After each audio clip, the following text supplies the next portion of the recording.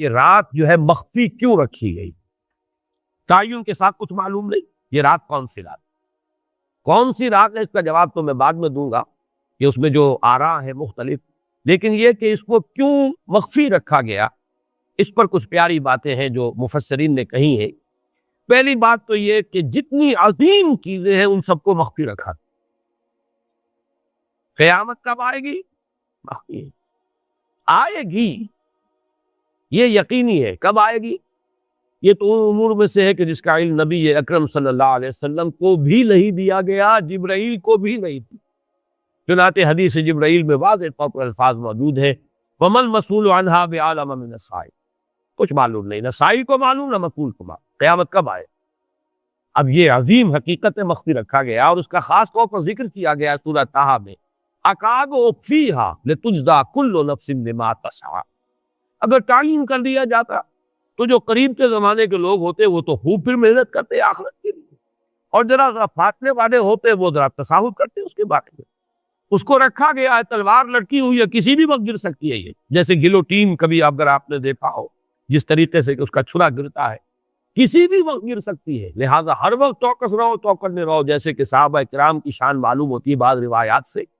کہ ذرا تیز ہوا چلتی تھی تو وہ سمجھتے تھے قیامت آ گئی۔ اس درجے استحضار تھا اعصاب کے اوپر، اس کا اتنا اثر تھا کہ ذرا تیز ڈھکر چلا اور انہوں نے سمجھا قیامت آ گئی۔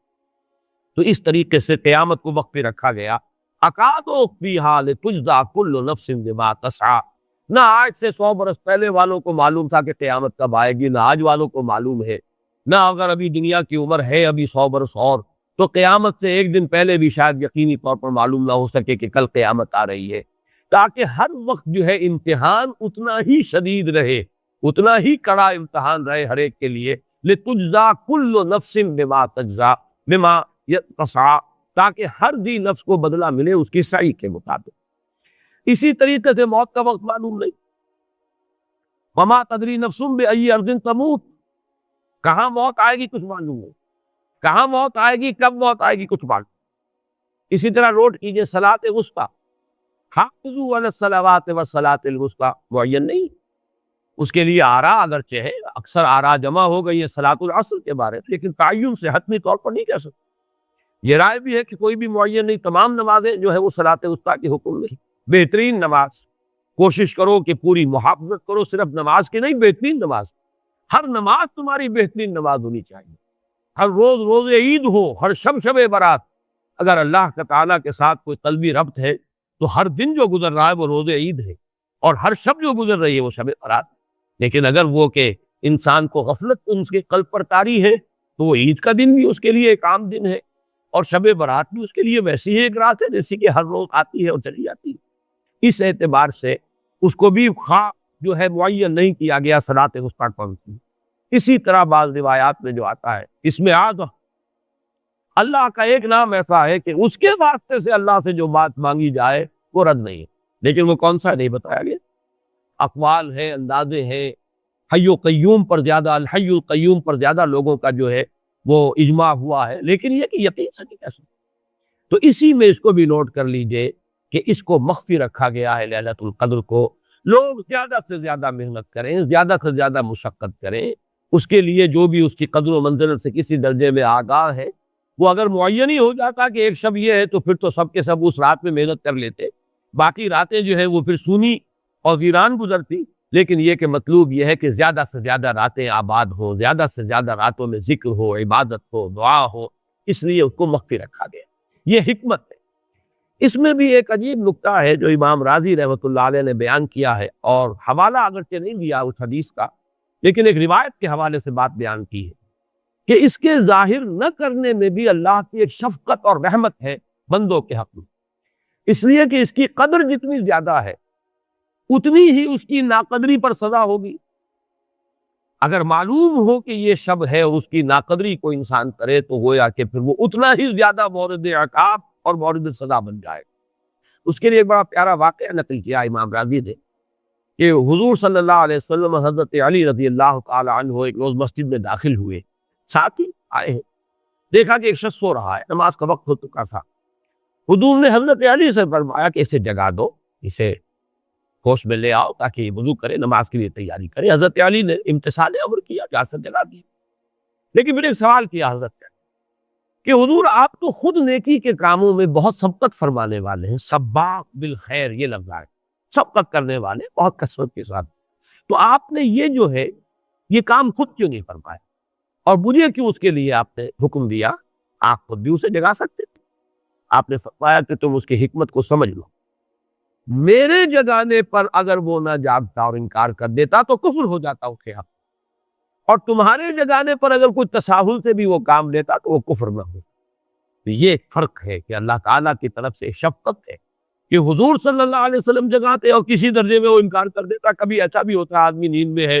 اور وہ کہتا جاؤ جاؤ مجھے آرام کر دے دو، تو اگر میرے ساتھ یہ معاملہ ہوتا تو وہ کفر کے درجے کو پہنچ جاتی بات، لیکن اگر تمہارے ساتھ یہ معاملہ ہو بھی جاتا تو اس درجے شدید نہ ہوتا۔ تو گویا کہ حضور نے اس شخص پر شفقت کے اعتبار سے یہ شکل اختیار کی کہ خود نہیں جگایا، بلکہ یہ کہ حضرت علی رضی اللہ تعالیٰ عنہ کو حکم دیا کہ اسے جگا دیں۔ تو یہ نکتہ کہ لیلۃ القدر کے اخفاء میں یہ بات بھی ہے کہ اگر اس کو عیاں کر دیا جاتا، معین کر دیا جاتا، تو پھر جو لوگ اس سے غافل رہتے پھر وہ بہت سخت ناقدری کا ارتکاب کرتے اور بڑی سزا کے مستوجب ہوتا۔ اب آپ چھٹی بحث ہے کہ وہ رات کون سی ہے۔ اگرچہ ایک رائے شاذ یہ بھی ہے کہ وہ رمضان سے باہر کی رات بھی ہو سکتی ہے، لازم نہیں ہے کہ رمضان ہی کی کوئی شب ہو۔ اس میں چونکہ بعض حضرات نے ایک روایت کی وجہ سے جسے ہم شب برات کہتے ہیں، لیلۃ البراۃ، یہ شعبان کی 15ویں شب، درمیانی شب، اور اس کے بارے میں ایک روایت موجود ہے حضرت عائشہ صدیقہ رضی اللہ تعالی عنہا کی کہ رات کے وقت ان کی آنکھ کھلی اور وہ باری آپ ہی کے پاس شب باسی کی تھی حضور کی، تو حضور موجود نہیں تھے، تو تشویش کہاں گئے، تو جب تلاش کی گئی تو معلوم ہوا کہ حضور جنت البقیع قبرستان میں پہنچے ہوئے ہیں، اور وہاں آپ ان کے لیے جو بھی وہاں دفن ہے ان کے لیے استغفار فرما رہے۔ جب پوچھا گیا معاملہ کیا، تو آپ نے فرمایا یہ بڑی عظیم رات ہے، اور اس رات میں فوت ہونے والوں کا فیصلہ ہو جاتا ہے، پیدا ہونے والوں کا فیصلہ ہو جاتا ہے۔ تو اب وہ بھی ایک لیلہ مبارکہ، اسی وجہ سے بعض لوگوں نے وہ جو سورہ دخان کی ابتدائی آیات ہے انا انزلناہ فی لیلۃ مبارکۃ، اس کو محمول کیا ہے اسی رات پر کہ جس کو ہم شب برات کہتے ہیں اپنی عام اصطلاح میں، لیلۃ البراۃ اسے عربی میں کہا جاتا ہے۔ برات کے معنی کسی کا چھٹکارا پا لینا۔ یہ شب برات جو ہے وہ برات شادی والی برات نہیں ہے، بلکہ یہ برات کا لفظ ہے عربی زبان کا، جو ہمارے ہاں وہ غلط العام میں برات شب برات بن گیا ہے۔ برات، برات من اللہ ورسولہ، جو سورہ برات کا پہلا لفظ، کہ چھٹکارا پانا، کہ وہ رات بھی ایسی ہے کہ اس میں انسان استغفار کرے اور اللہ تعالیٰ سے اپنے گناہوں کی معافی مانگے تو اپنے آپ کو جہنم سے چھٹکارا دلا سکتا ہے، وہ شب برات۔ اس اعتبار سے کچھ لوگوں نے گمان کیا کہ شاید لیلۃ القدر اور لیلہ مبارکہ اس حدیث کی روح سے وہی شب ہے، وہ ظاہر بات ہے کہ خارج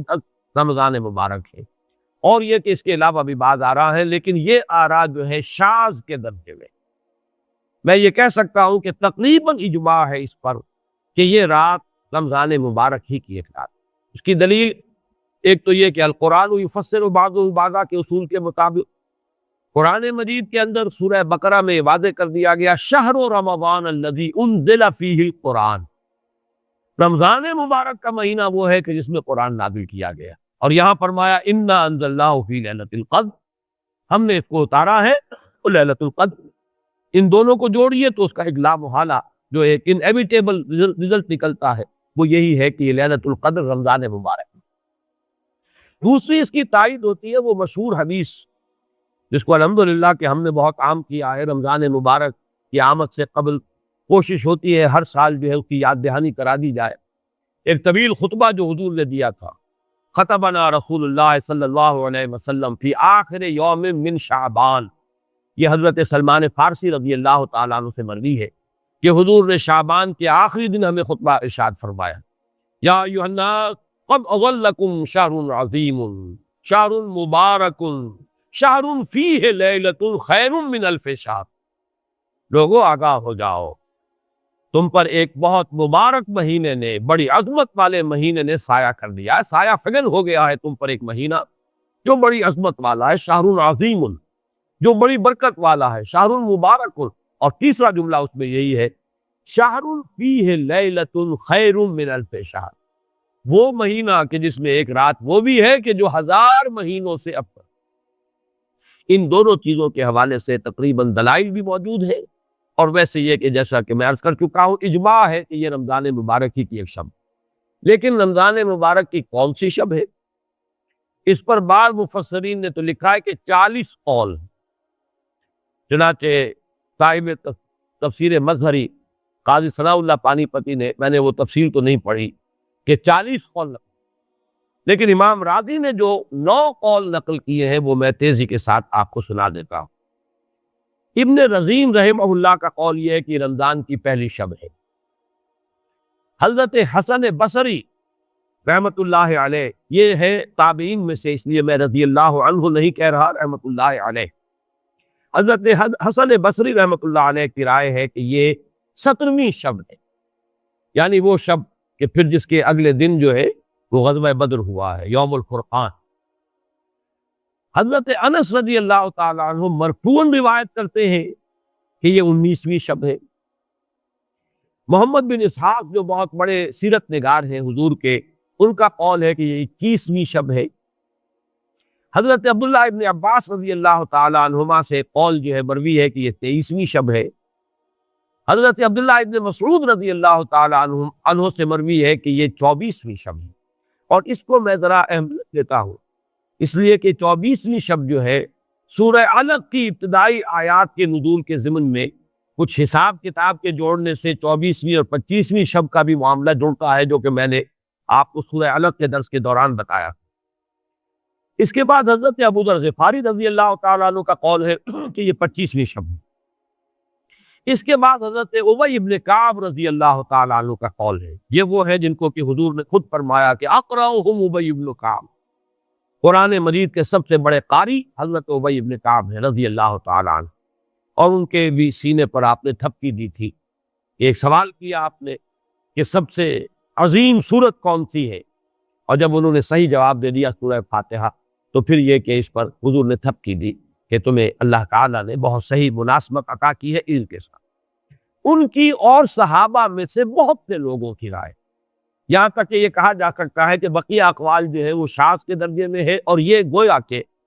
اگر اجماع نہ کہا جائے تو بہت حد تک اتفاق کے درجے میں ہے کہ یہ 27ویں شب، اور اس 27ویں شب کے ضمن میں حضرت عبداللہ ابن عباس سے ایک روایت میں پہلے آپ کو بتا چکا ہوں کہ 23ویں شب، لیکن 27ویں شب کے ضمن میں جو مختلف روایات حضرت عبداللہ ابن عباس رضی اللہ تعالیٰ عنہما سے مروی ہیں،